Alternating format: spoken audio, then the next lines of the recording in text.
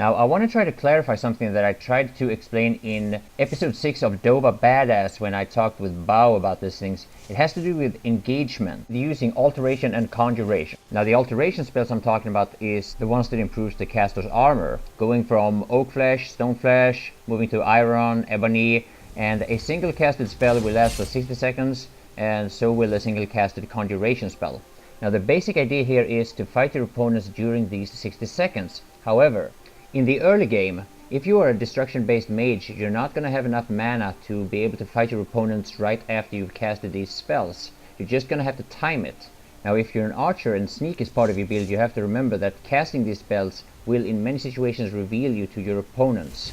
Now I started using these sort of engagements playing as a one-handed warrior, once I had enough magicka to actually cast the spells, which happened somewhere I believe between level 10 and 15.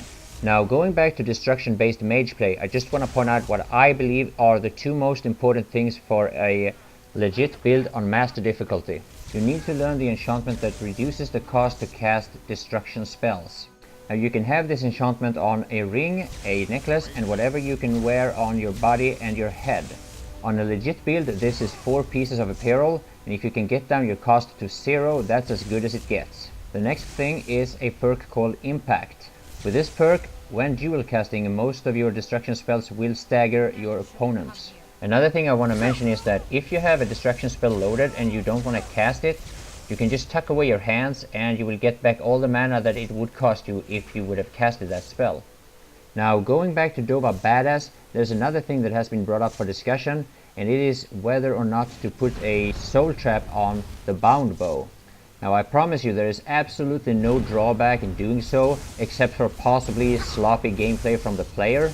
Now the concern is that you will get a bunch of smaller souls into the more valuable and larger soul gems. For example, you may find that you are in a situation where the only empty soul gem you have in your inventory is a grand soul gem. So you kill a saber cat with your bound bow and its lesser soul ends up in the grand soul gem. So I'm just going to show you real quick how to deal with this problem, because it most likely will occur. It happens to me all the time if I use the bound bow. Now you see the fox over there?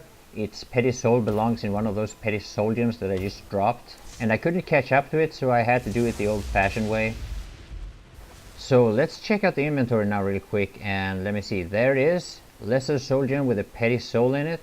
So on the PC you press the key R, drops the soul gem, and then you just pick it up, and let's see if we can find it in the inventory again. Any day now.